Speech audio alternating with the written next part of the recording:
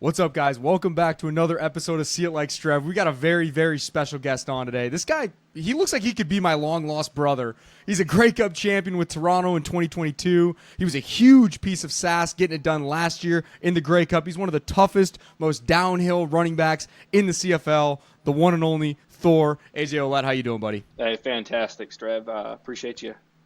It's an honor to be on here. Absolutely, man. Well, I want to just ask you, first of all, how you're feeling physically, how you're feeling mentally. How's the rehab process going for you? Yeah, rehab's going well, ahead of schedule, pushing the limits every day at this point. Trying to stay smart with it, but like you said, the important thing you said, mentally. As football players, as athletes, as competitors, we want to be out there, right? So holding yourself back mentally from pushing it too far is probably the biggest struggle right now. Dude, you are one of the physically strongest dudes in the league. Like, I'm sure you have to dial back a little bit in your rehab process, because I see the off-season videos of you training. Dude, you're squatting like 600 pounds. It's ridiculous. So what's that off-season training like for you? Because, man, I got to imagine you've got a heck of a process, and you've got that process to get your body right pretty dialed in. Yeah. And, I mean, we tweak it every off-season. What works, what doesn't work. I have two amazing coaches back home who are co-owners of the gym I own, No Name Athletics. Brandon Weirig, we hired him right away. A genius when it comes to the speed and agility side of sports. And then a year or two later after we opened, Alex Trotter was a professional powerlifter through Westside Barbell with Louis Simmons. And his powerlifting knowledge and the ability for him to gain muscle on an athlete so fast and strength and power, that's what shot my it was a box squat, but 700 pounds down to parallel, back up, and then bench press pretty close to 500. Woo. I owe it to those guys, keeping me strong but still able to move. So, like I said, we tweak it every off season, and they make fun of me now that I'm 31 years old. They're like, "Hey, man, we're just seeing how long your body can hold on at this point."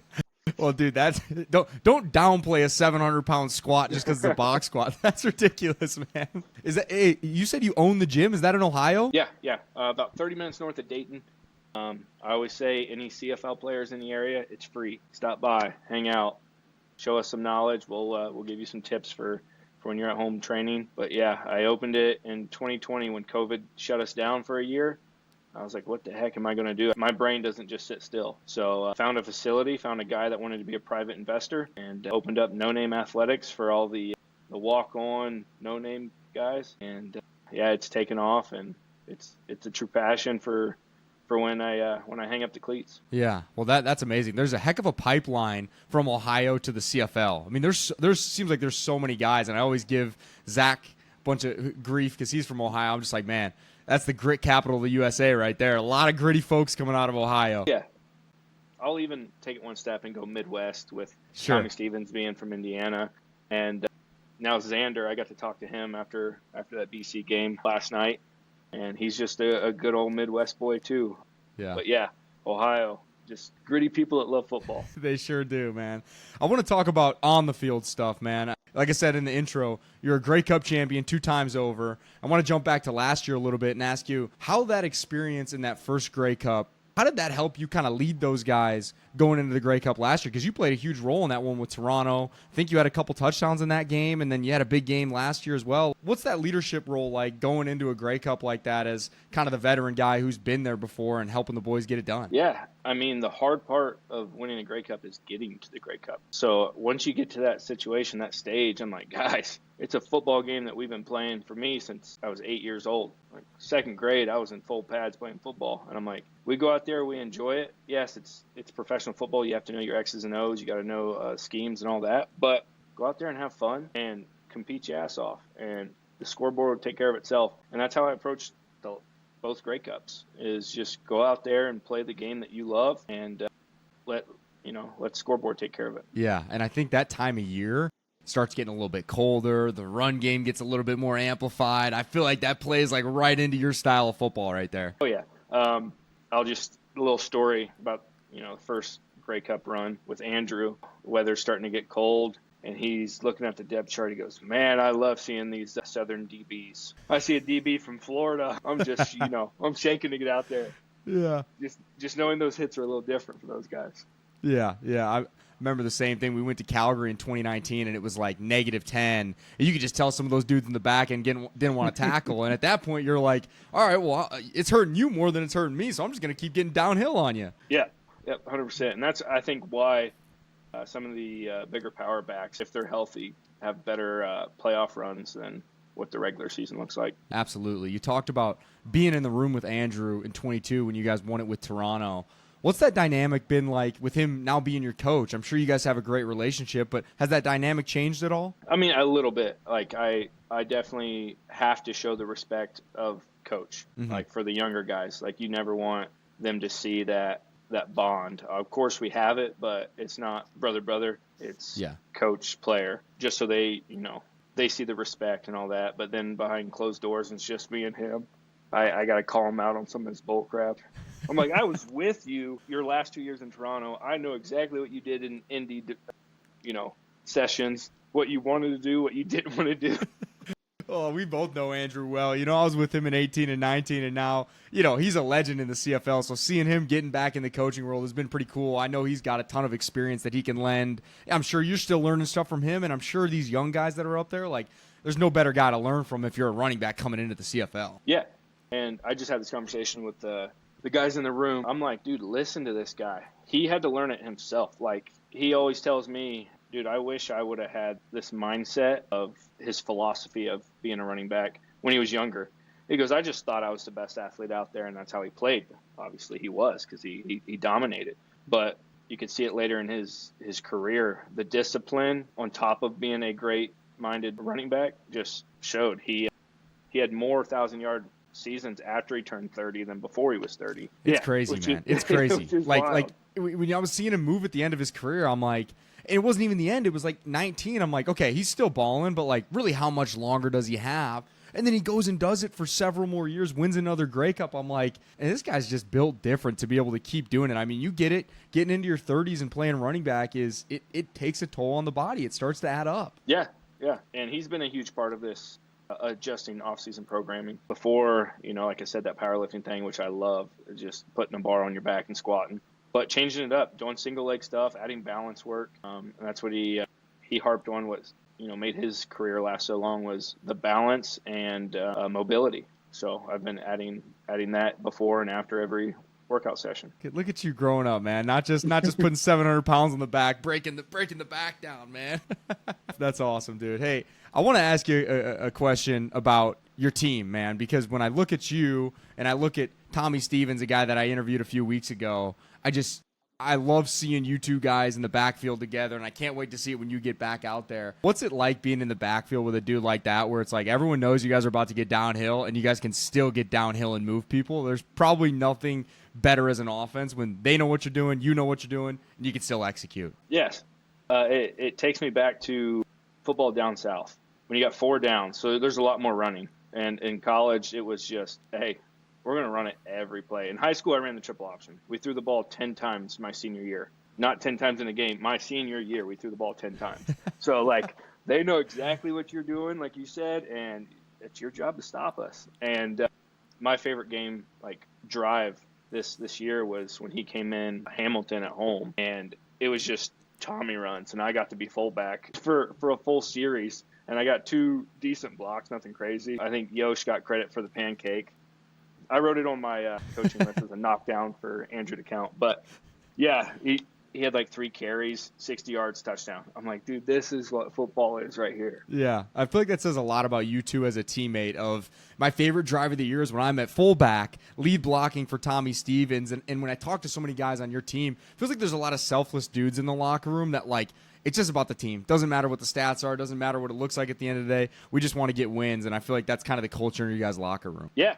It's top down. We got Coach Mace. The only reason I'm really here in Sask is working with him in Toronto and getting to know him as a coach and as a person. And I don't think you would, but if you mention that you need the ball more, he'll cut you right there. Like, he just wants selfless ball players that like to be gritty. His biggest thing is receivers. If you can't block, you can't play football in Sask. And like I appreciate as a running back, like blocking downfield is huge, especially in the CFL when you got that extra level, you got that extra DB out there. Like blocking downfield is massive. So it starts top down. Yeah. The blocking downfield is what springs the big runs. If you break through that second level, it's like you need dudes blocking for you, and that's what takes you 60 to the house right there. Otherwise, you're getting tackled at 13. Still a great run, but that extra effort, I mean, I'm sure he's preaching it all the time. That's what makes a good run into a great run. Yeah, and I tell these people, like teammates, I'm not that good of an athlete, guys.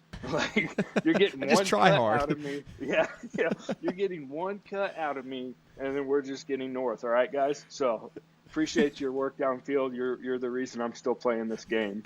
And people think I'm good. Don't sell yourself short, buddy. You're a great running back. Don't sell yourself short. I want to ask you about, like, when you first came into the league, like, as an American guy, as an American running back, you know, what, like, the competition up in the CFL is so extreme. It is very hard to make a team. I've been very vocal about it on social media of, like, guys, so many dudes get cut from the NFL and think they're just going to come to the CFL and bounce right back to the NFL. And you've seen it a million times too. Just talk about what that's like, how competitive it is, your journey first getting into the league as an American running back, and how things progress from there. Yeah, I'll just say it right now. If I couldn't play special teams, nobody would know who I was. I made the Toronto roster just because I could play special teams. So in 19, I got up here. Special teams, I got to play a couple games at running back, a couple good games. 20 was canceled. 21, special teams. We had DJ Foster and John White. Like, those guys were the backs, so I was special teams. I just saw DJ the other day, actually. He was a teammate of mine in Arizona. Oh, yeah. Great guy. Next time you see him, tell him I said, what's up? Yep. But, yeah, enjoyed having him on the team. And then 22, Andrew gets signed, and I'm a special teams guy again. And, if I couldn't play special teams, I wouldn't be still playing this game. So it comes to the hard work and the want to play football, because that's what special teams players are. They're just football players, and they'll do anything for the team. And then as football happens, Andrew got hurt, and I got my chance to step in there. And he had a longer injury, so I had half a season to prove myself. And I was fortunate enough to have a great year, and that's what kind of got my foot, in the door as a starting running back. And now I've had the chance to watch just across the league big name guys get signed up here and get cut in training camp. And you're like, yeah, because it's tough. You have to have your mindset prepared. Like it doesn't matter. Like if you played 5 years in the NFL, you come up here, you're starting from zero. Yep. And that's the mindset you have to have. Oh, that's exactly right.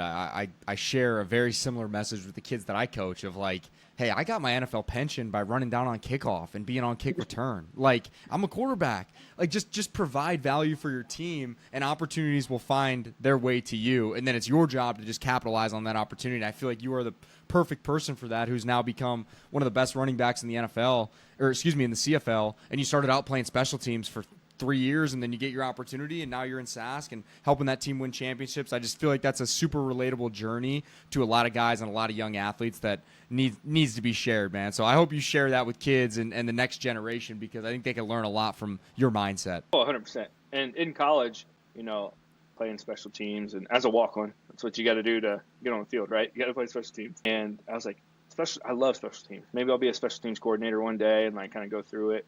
And now Andrew pulls me out of special teams meetings to go through more scheme stuff, but I still get that little itch when coach is like, hey, stop by my office, learn some fullback on punt protection, and we'll get you on off return on kickoff. And I'm like, all right, let's go. Let's go. Hard hat lunch pail. Let's go to work, baby. I want to ask you about Trevor Harris, man, because I did an interview with him a couple months ago. Great guy, and I've gotten to know him a little bit just being in the league and working with similar people, but man, he is dialed in, and I love watching him play football. I know you guys have a great relationship. Your little deal that you guys do at the post-game interview is hilarious. Like, how's it been playing with him? How's Trevor in the locker room? Because I feel like he's the guy that's just the same dude day in and day out, Mr. Consistent. Yeah, he's awesome. And then a goofball. Like, he knows when the team needs a goofy leader at certain points, and then he can flip that switch and lock it in, which not a lot of people can do. They can't go from joke to straight business when it comes to film in a split second like he can. But Trevor's also one of the main reasons I decided to come here. I was talking to Mace. They sent an offer in, and Trevor called me, and it was supposed to be a couple-minute conversation, just, telling him he's excited. Hopefully I make my way there, and he'd love to play with me. Ended up being like a 3-hour conversation on life and religion and homeschooling, because on top of having a gym, I'm trying to start a alternative school for some of these athletes that might struggle with like a reading disability or something that needs a little bit more hands-on curriculum, that type of work. So I'm working on like a homeschool model education system. So his wife homeschools their kids, and we talked about that for a little bit, and then we talked about his parents and how he grew up in small town Ohio. We love MAC football. In the playoffs, I lost to a MAC school every year in the state playoffs, and it's just good football. So we got to bond on that a little bit. So it's just like, it was like a brother I found, and we hit it off right away. And I was like, yep, Sask is where I need to be. Yeah, it's like that Step Brothers quote where it's like, did we just become best friends? Like that's you and Trevor right there. Yep. And he still tries to talk up. He goes, dude, when I was younger, I was jacked. Like, he sees me in the weight room. He'll pull up a picture from college. He goes, see, I was jacked. I'm like, I see big muscles, but I've never seen you push weight. So it's probably a grainy photo, man. He's up there in age too. That was like a Polaroid camera. Oh yeah. That's the best when Coach Mace pulls out some stuff. The last one was his tap dancing. I don't know if you heard about that, but his mom she still owns a dance studio, and he took 14 years of tap dancing. Who did? Corey Mace? Trevor did? Yeah. Oh man, I got to hit him up about that. That's how he's got such sweet footwork, man. He's light on his feet. Yeah. And then when the receivers hit their, touchdown celebrations, he can do it with them. And I'm over there in the corner, like, trying to figure out how to make my body move. Stiff as hell.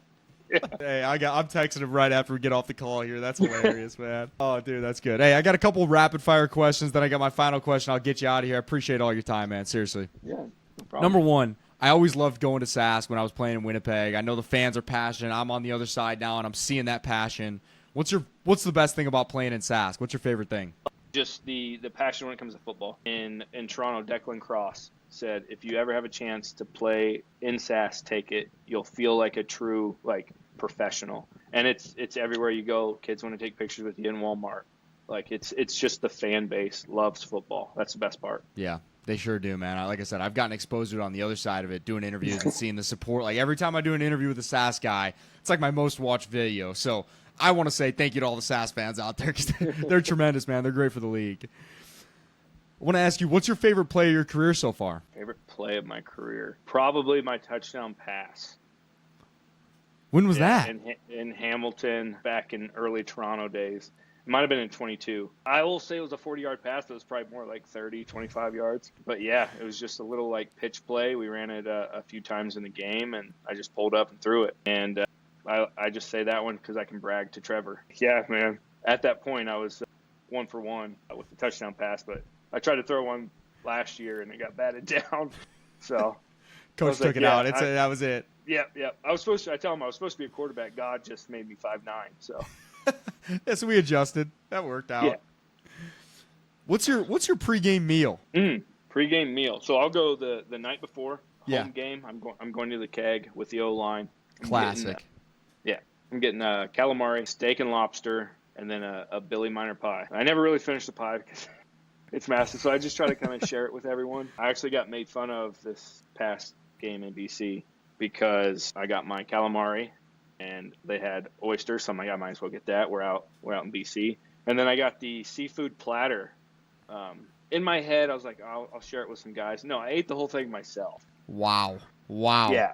You're getting big on the IR right now. You're bulking up, dude. Yeah, I was just in the sauna before I hopped on here. Okay, good.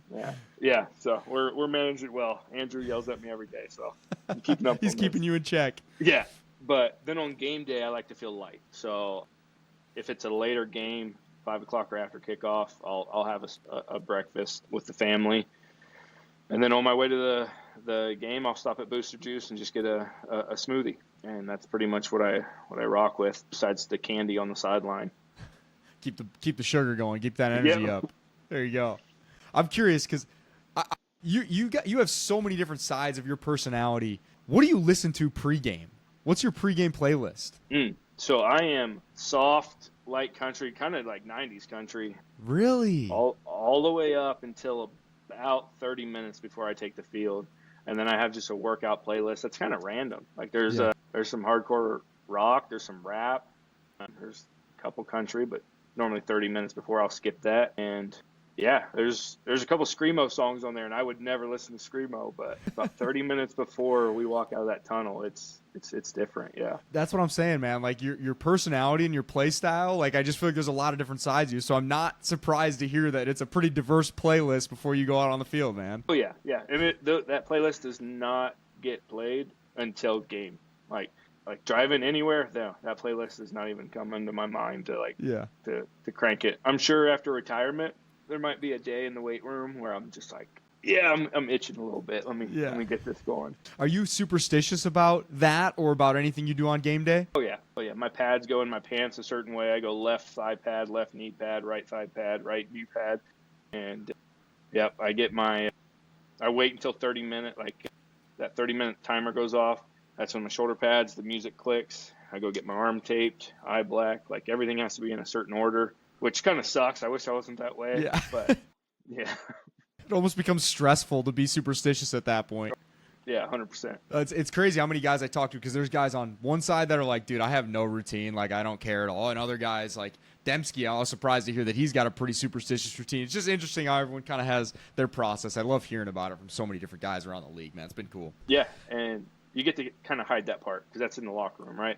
And then when I'm on the field, I'm kind of goofy. Yeah. Like I ramp up my emotions, but if I'm too high, I'm not locked in out there. So I try to bring it back down and make a couple jokes, especially with the equipment guys here. They're fun guys to be around. So those are the guys I kind of hang out with right before kickoff to bring my energy back down. Yeah, you don't want to waste all your juice just for the opening kickoff and then you burn out in the first quarter. It's a long game. Yeah.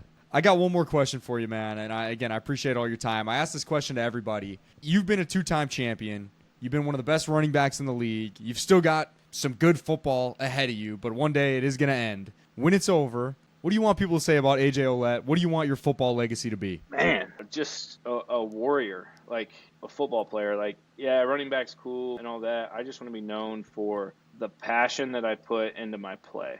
Like I started that as a young kid. Like the energy, the effort that you put started at an early age. Coaches preached on that. We don't care how talented you are. If you're not giving effort, you're not going to play for us. And that was my Pee-wee coach. That was my high school coach.